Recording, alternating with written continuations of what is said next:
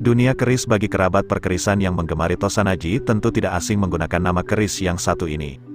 Memang keris yang akan kita bahas ini tidak seterkenal nama-nama keris yang melegenda di kalangan rakyat Jawa, seperti keris Nogososro, Sengkelat ataupun keris Empu Gandring.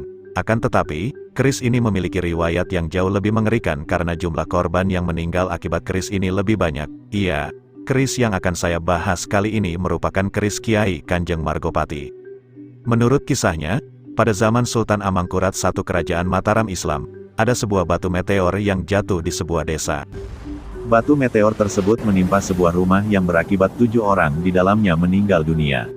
Batu meteor itu, meskipun memiliki kualitas fisik yang cantik buat memproduksi keris, namun sifat atau angsarnya tidak baik karena belum apa-apa sudah meminta nyawa manusia, maka akan tidak cantik juga jadinya jikalau nantinya akan dipergunakan sebagai bahan untuk membuat senjata.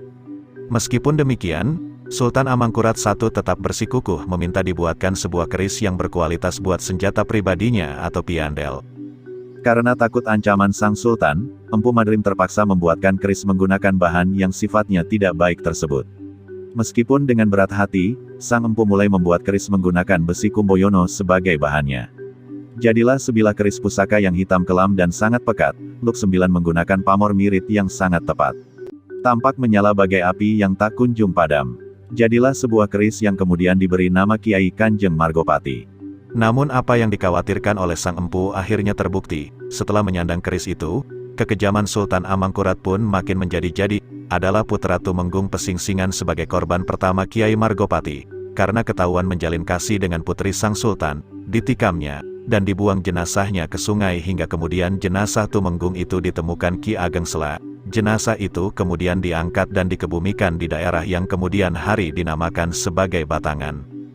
Di tangan Sultan Amangkurat I, sifat tidak baik berasal keris itu tetap kuat. Puluhan nyawa ulama yang dicurigai mendukung pemberontakan Trunajaya dibunuh menggunakan keris itu.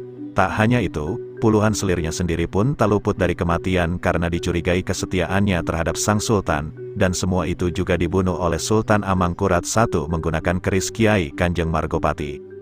Konon, keris ini mengeksekusi tewas 50 orang ulama yang diduga membantu pemberontakan Trunojoyo, juga digunakan untuk membunuh 43 selir sang Prabu karena dianggap tidak setia.